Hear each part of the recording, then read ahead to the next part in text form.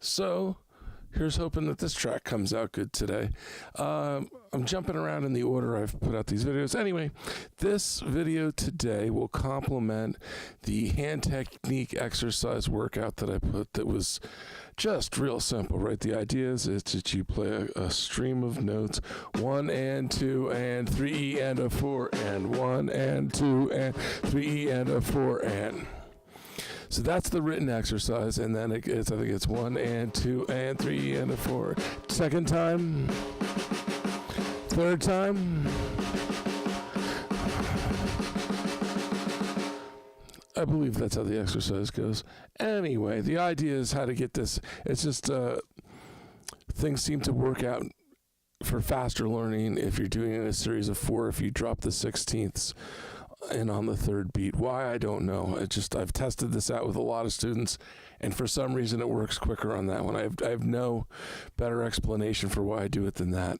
So what we need to talk about today is how you play doubles, right? Do you play doubles? And hopefully you can see this. That's my wrist doing all the work, right? 2 hits.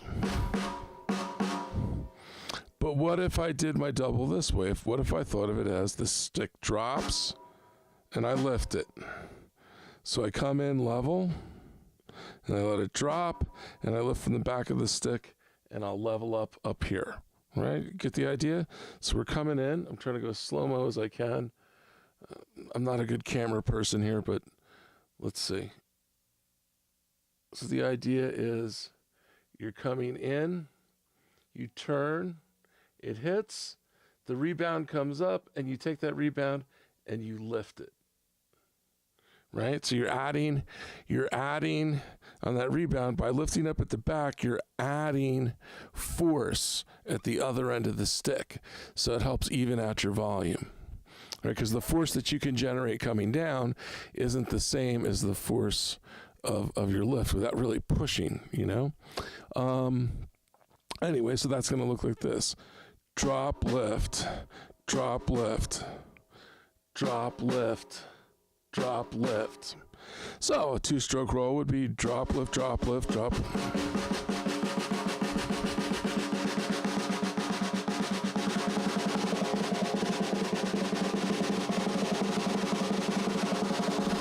And I'm moving my body out of the way of the camera because I want people to start noticing that. And if this is where I make my contention, you can look at Tommy Igoe, you can look at Jojo Mayer, all of which I recommend, not putting them down at all. You can pick any person on YouTube that's getting a result with finger stroke, and of course you want to watch their fingers and listen to the wisdom they're imparting you, but look at their arm and look at how it goes back to the elbow.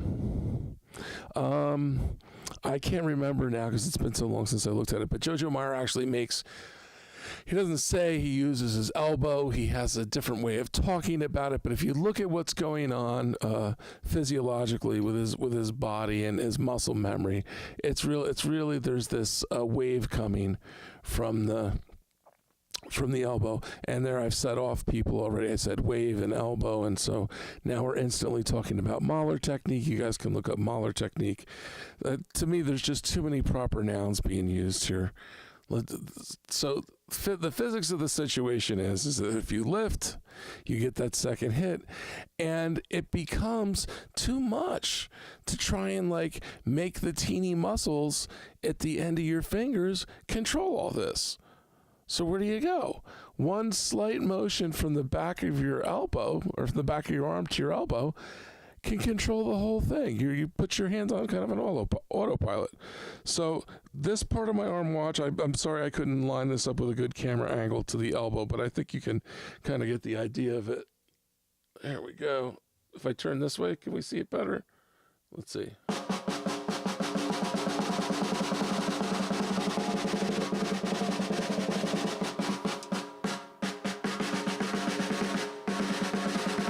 I'm leading with my left, and you can kind of see it. So that's a double stroke roll. And I'm not using my wrist of 1, 2, 1, 2, 1, 2, 1, 2. They used to call them mommy daddy rolls. Mommy, daddy, mommy, daddy. But I'm not using my wrist. I'm using the drop lift technique. So now that you can do that, okay, look, drop lift. Well, what if I did a drop and a drop? Drop, drop, lift, lift. Drop, drop, lift, lift.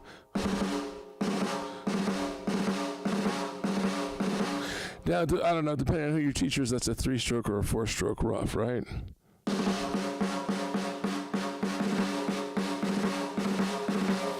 Triplet and, triplet and, triplet and.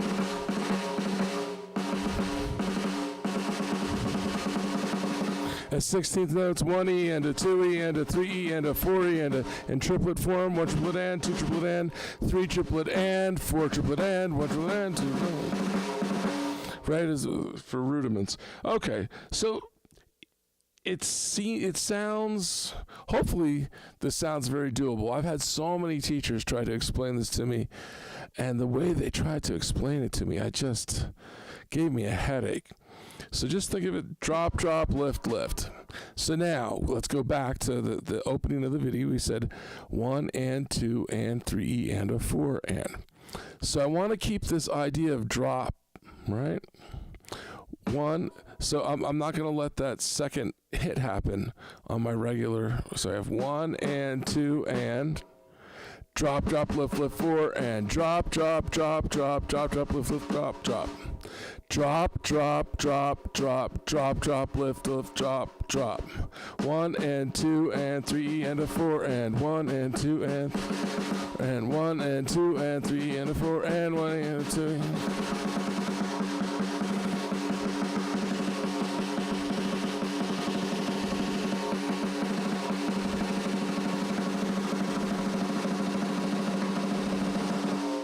It just keeps going and going and going. And I got a little stiff there at the end and kind of had to stop, right? If you play with stiff limbs, you get that buzz sound. If you play with a loose hand, you get a clean hit, right? Something to think about, right? We often think of like when you get like buzzes, or when you play something with a buzz, you're cheating and you have to work twice as hard to get the buzz out. I don't know. Maybe you do, but maybe you're just holding the stick too tightly, and when you hold the stick too tightly, you get a buzz. So rather than spending another 3 hours on exercises from books from all over the planet, you work on just loosening your grip, letting the stick do its work. Okay, the last thing I wanted to talk about, because I'm doing it here, is this circular motion thing. And I'll put out I picked up a great warm-up exercise. I do it. I have all my students do it. It's really gotten me out of being a stiff drummer into a much looser drummer. So I'll put a motion exercise video, but I want to incorporate that knowledge into this video. So I'm going to do a drop lift. Now I could do it just straight out. Look, drop lift. Oh, hand in the way. Drop lift. Drop lift, right? I'm not affecting the stick. I'm letting it drop and I'm lifting it. I'm not adding any energy to it. I'm just letting it do its thing. Drop lift. Well, that can get a little cumbersome, right? Nothing exists in a vacuum. It's not so easy and then you start looking at, am I playing perfectly still? And so you can watch your movements. And wrong path to take. Look, the straight lines are artificial things. Look around the world you live in. Nature, your body, everything is in curved line. So that being said, I can make a nice, beautiful drop lift happen from making a circle. Drop lift. Here's my circle. Drop lift. Drop lift. Drop lift. I should color the end of these sticks, huh? Drop lift. If I do it over here, can you see it better? Drop lift. See the circle? Drop lift. Drop lift. Drop lift. It just naturally falls into those 2 points of a circle. Drop lift. Drop lift. Drop lift. So when I'm doing this exercise, moving my hands in a circular motion, makes it easier. And depending on what tempo and or what speed you need to do these maneuvers in, whether you're doing them as fills, whether you're doing them as rolls to fill in stuff, how you make that circle is a quick muscle memory way of filling up musical time, right? The tempo will dictate how fast you move those circles or slow, and or the speed of the note that you're playing will indicate how fast you're moving. And the same thing goes true for a buzz roll, right? So if I want to do a really beautiful buzz roll, I want to keep this stick on the surface as long as I can.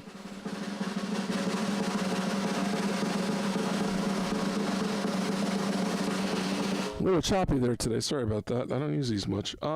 Anyway. How you make those circles makes it's an effortless job. If you have done brush work, if you like jazz or if you like stuff where you do brush, it's like a good brush sound means that you've relaxed yourself and you're in no hurry.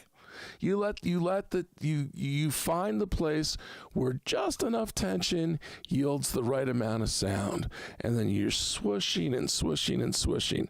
It's this liquid movement across the drum head.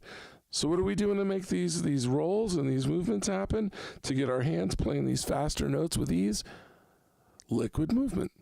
So I'm using my elbow, and I'm using, from my elbow, this circular drop, lift, drop, lift, drop, lift.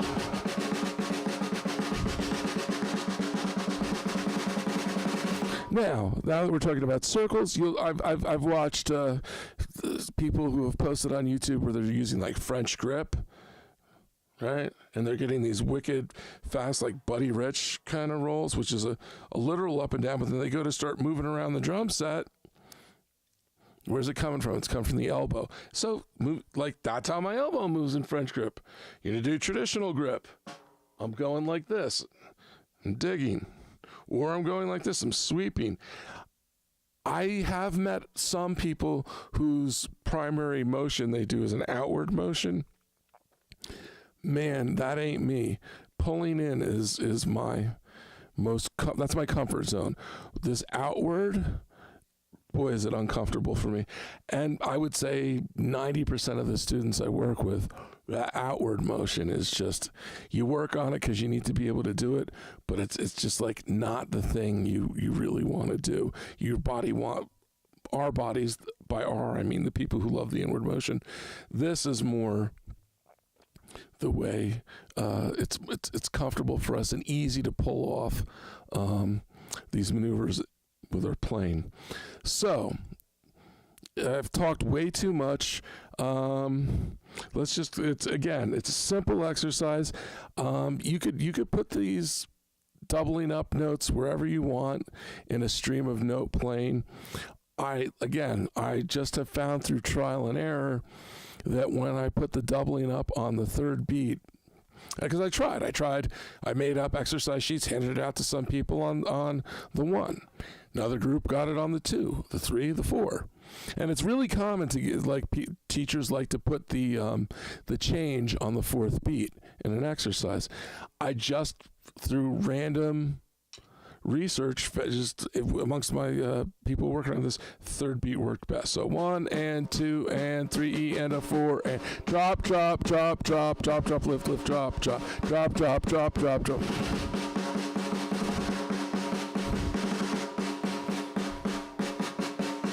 I cheated. I did that as double. It should have been drop, drop, lift, lift, drop, drop. 1 and 2 and... So what are you doing? Now singles and doubles. What's the difference? You can use doubles to be singles.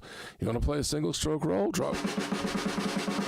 And it's nice in things where you're doing units of 4 because right hand leads the whole thing. 1 and...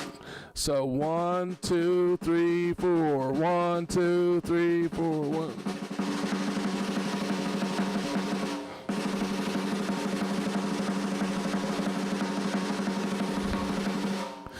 It's just 1, 2, 3, 4, and your right hand's in charge. Right hand's in charge. Nice and easy. So anyway, that's the whole spiel. No one needs to devote this much time on a YouTube topic. Thank you for hanging out with me. And again, you can, if you're finding this randomly on YouTube, I have a webpage, mattthomasdrums.wordpress.com. And if you're watching this on YouTube, I don't know anything about handling comments and reviews and all this stuff on a YouTube channel, but you can drop me a line at my webpage, mattthomasdrums.wordpress.com, and I try and get back to people that way. Okay, have a great day. Thanks for watching.